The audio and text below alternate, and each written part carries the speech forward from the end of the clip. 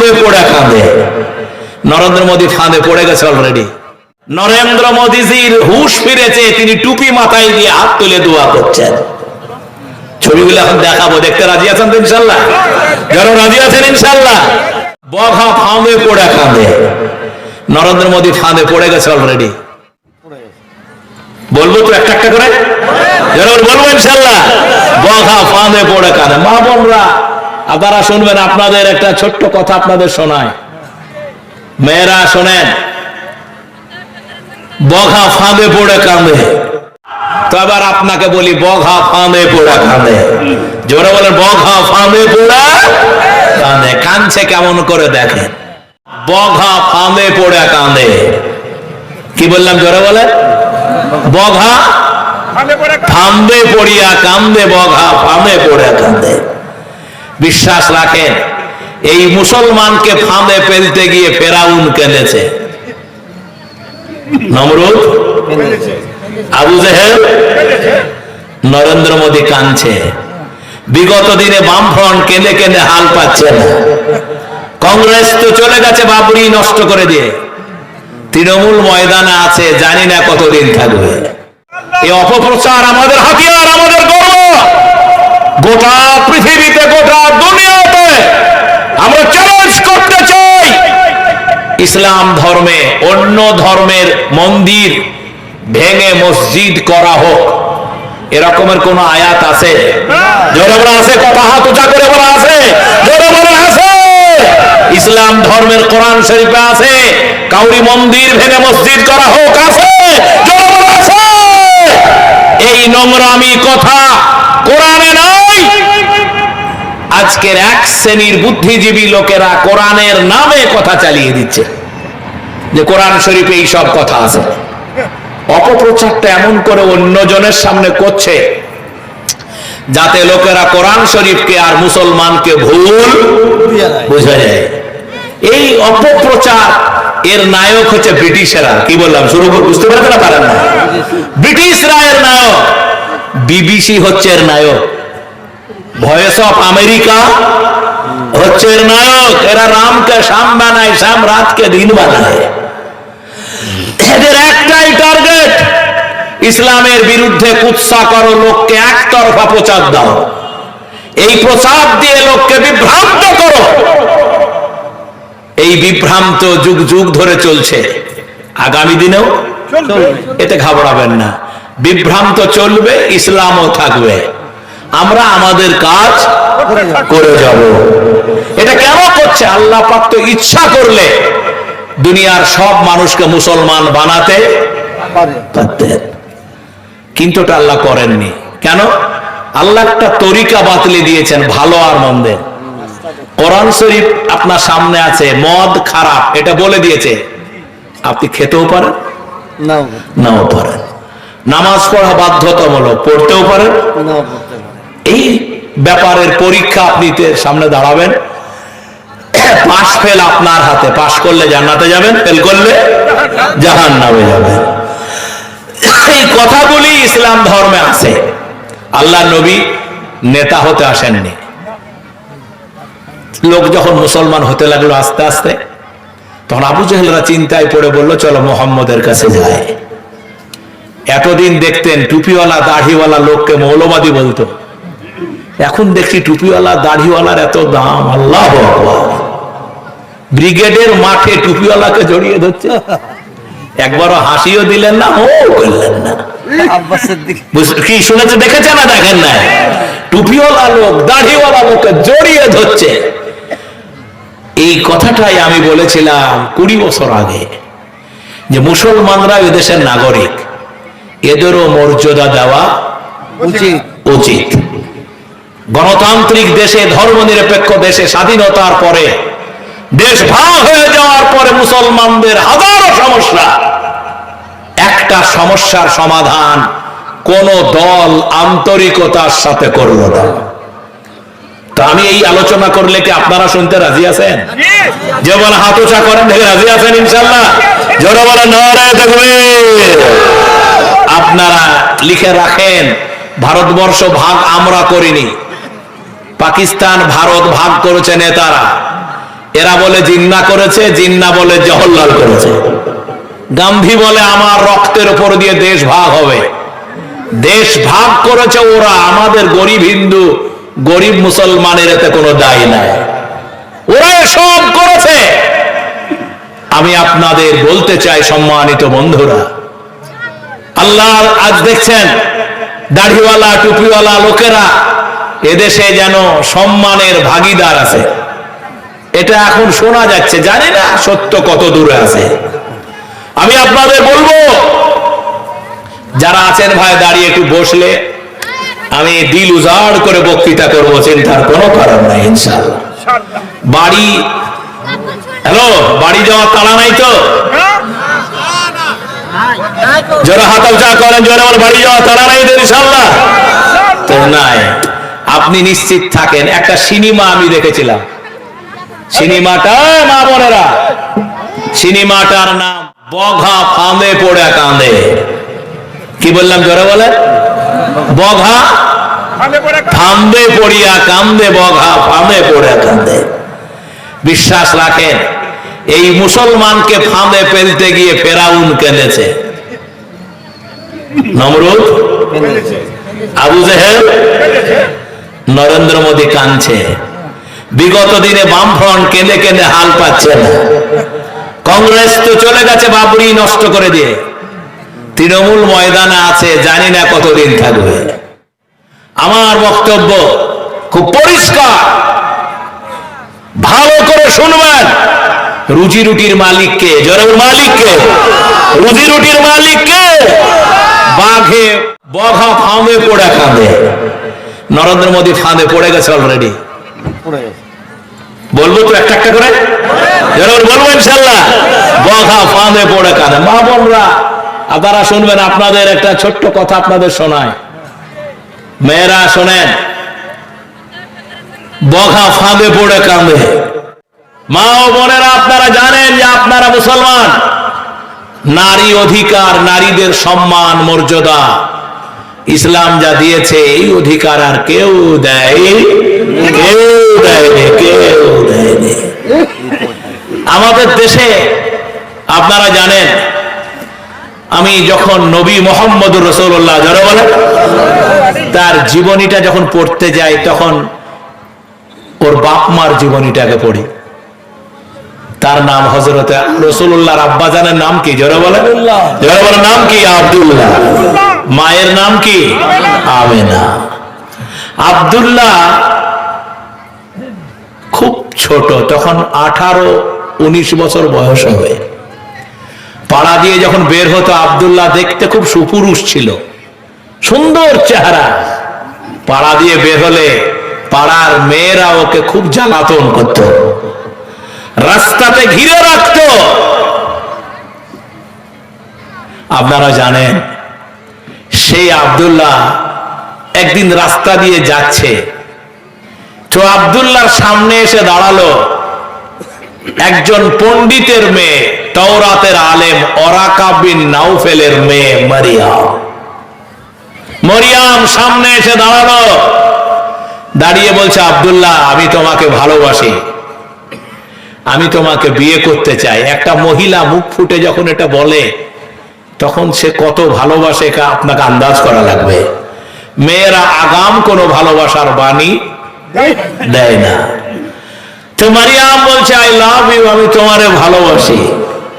তোমার আব্বাকে বলো আমারে বউ করে নিয়ে যাক, আমি তোমাকে ছাড়া বাঁচবো না। তো আব্দুল্লাহর দিকে তাকিয়ে বলছে, আব্দুল্লাহ তোমাকে অনেক দিন দেখিনি, কয়েক মাস থেকে তোমাকে খুঁজছি, তুমি এতদিন কোথায় ছিলে? আব্দুল্লাহ পাড়াতে তো ছিলে না। আব্দুল্লাহ তুমি কি বিয়ে করেছো? কোথাও কি কিছু করেছো? আব্দুল্লাহ বললেন যে হ্যাঁ আমি বিয়ে করেছি। কোথায়? বলে মদিনায়। মেয়েটির নাম কি? বলে মেয়েটির নাম আমিনা। আমিনা বলাও সারা, মরিয়মের পড়ে যাও সারা। মরিয়ম বলছে, আব্দুল্লাহ আমি এই পৃথিবীতে তোমাকে একটু ভালোবাসতাম, কত বিয়ে এসেছে আব্দুল্লাহ আমার বাবার কাছে, আমি সব বিয়ে এলাও করিনি তোমাকে বিয়ে করার জন্য। আব্দুল্লাহ রে, তুমি বিয়ে করেছো, আর বিয়ে করেছো আমিনা নামে এক মেয়েকে। আব্দুল্লাহ আমার আব্বা প্রতিদিন আমার সামনে তাওরাত কিতাব পড়ে, সেই তাওরাত কিতাব যখন পড়ে আমি বসে বসে শুনি, সেই কিতাবের মধ্যে মাঝে মধ্যে মুহাম্মদের নামটা ভেসে আসে। বুঝতে পারেন? আলহামদুলিল্লাহ বলবেন না? সুবহানাল্লাহ। মুহাম্মদের নাম শুনে আমার আব্বাকে বলি, আব্বা এই কিতাবে মুহাম্মদের নাম। আব্বা গো, এই মুহাম্মদটাকে? আমার আব্বা আমাকে বললেন, ইনি হচ্ছেন নবুয়তের ধারার শেষ নবী, শেষ পয়গম্বর মুহাম্মদুর রাসূলুল্লাহ। আমি সেদিনই জানলাম মুহাম্মদ মক্কায় জন্ম নিবে, আর তিনি মুহাম্মদ কোথায় জন্ম নিবে এই গবেষণা আমি যেন তাওরাতের পাতাতে খুঁজলাম। আব্দুল্লাহ রে, তুমি যখন রাস্তা দিয়ে যেতে তখন তোমার চেহারার মধ্যে যেন আমি নবী মুহাম্মদের নূর দেখতে পেলাম। সেজন্য আমি তোমারে ভালোবাসি, মহব্বত করি। আমার জীবনের বড় ইচ্ছা ছিল, আমার বড় আশা ছিল, আমি পৃথিবীর সেরা মা হব। আমার পেটে জন্ম নেবে মুহাম্মদ, আমি মুহাম্মদকে দুধ খাওয়াবো, আমি তার মা হব। গোটা পৃথিবী আমার নামে ধন্য ধন্য করবে। আব্দুল্লাহ রে, আমার কপাল পোড়া। আব্দুল্লাহ, তুমি বিয়ে করে নিয়েছো, সেই কপাল আমার হলো না, আমার আর মুহাম্মদের মা হওয়া হলো না। আব্দুল্লাহ, চলে যাও, চলে যাও, জীবনে আমি আর কোনদিন বিয়ে করব না। এ ছিল রাসূলুল্লাহর বাবার বোন মা আমিনা। বলেন, যেদিন নবী মুহাম্মদ, এখনকার বিজ্ঞানের কথা বলি, আপনারা জানেন নবী মুহাম্মদ যখন পেটে এসেছেন সেই সময়ের বর্ণনা আমিনা করেন। আমি মুহাম্মদকে নিয়ে যখন বাইরে বের হতাম, পেটে আমার সন্তান আছে, আমি রাস্তাঘাটে বাইরে যেন শুনতে পেতাম কে যেন আমাকে সালাম জানাচ্ছে, বলছে সালাম আসসালাম আসসালাম। আমি দেখতাম আব্দুল্লাহর মা আমিনা বলেন, যেদিন নবী মুহাম্মদুর রাসূলুল্লাহ সাল্লাল্লাহু আলাইহি ওয়াসাল্লাম পৃথিবীতে আসলেন, আমার ঘরে প্রদীপ জ্বালানোর মতো তেল ছিল না। এক অভাবের সংসার, ভয়ঙ্কর এক অভাবের সংসারে বিশ্ব নবী এলেন। মারিয়াম বললেন, আব্দুল্লাহ রে, জীবনে আমার নবী মুহাম্মদের মা হওয়া হলো না। আব্দুল্লাহ, চলে যাও, চলে যাও, আমার মন বড় খারাপ, আমার মন বড় খারাপ, আমি আর দুনিয়াতে কোনোদিন বিয়ে করব না। ভাইজান, আমি আপনাদের জানাতে চাই, এটা আমার রাসূলুল্লাহর মা। আজকের চিকিৎসা বিজ্ঞান, বড় বড় ডাক্তারের কাছে যাবেন, ডাক্তাররা বলেন মায়ের পেটে যখন বাচ্চা আসে, মা যা যা করে বাচ্চা তাই তাই পেটের ভিতর শিখে। মায়েরা শুনছেন? আপনারা কেউ বিয়ে করবেন, কাউরি সন্তান আগামী দিনে হতে পারে, কাউরি পেটে বাচ্চা আছে। আমি সেই মায়েদের বলি, আজকের চিকিৎসা বিজ্ঞান বলে মায়ের পেটে যখন বাচ্চা থাকে, মা যা করে বাচ্চা তাই পেটে শিখে। বিজ্ঞান বলছে, এটা অস্বীকার করার কোনো কারণ নাই। আপনি যদি সিনেমা দেখেন, আপনার বাচ্চা আপনার সাথে সাথে সেই সিনেমাটা দেখে, প্রেমের অভিনয় দেখে, বাচ্চা এসে প্রেম শিখে গান করে।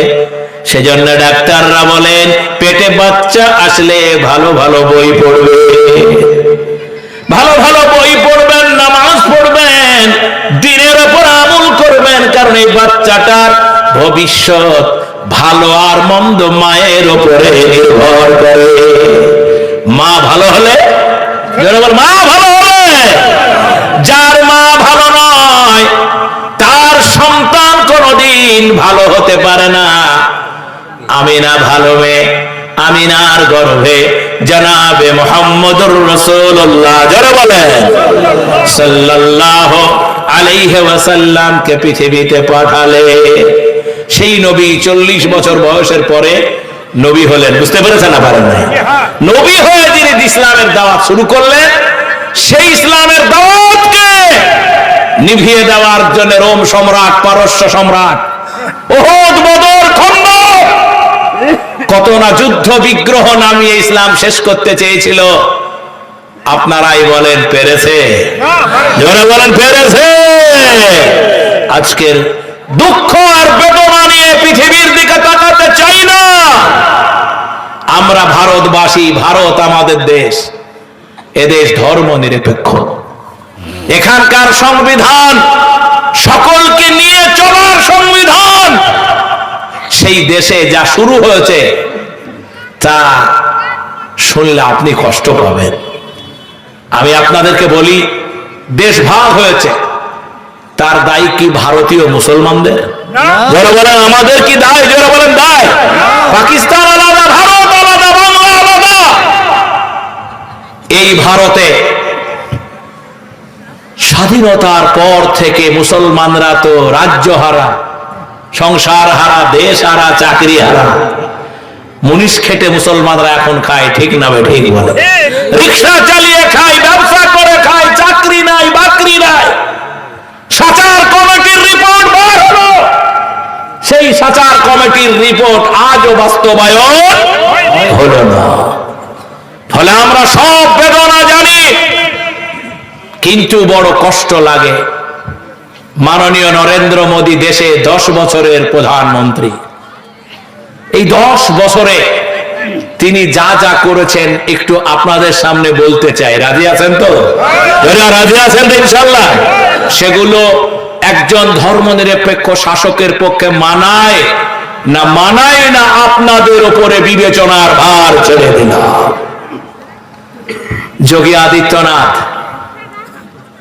এই পশ্চিম বাংলাতে এখন দিল্লিওয়ালাদের আনাগোনা, গুজরাটিদের, মহারাষ্ট্রীয়দের সব এখানে ওত পেতে বসেছে। নির্বাচন তারা করবে, অসুবিধা তো নাই।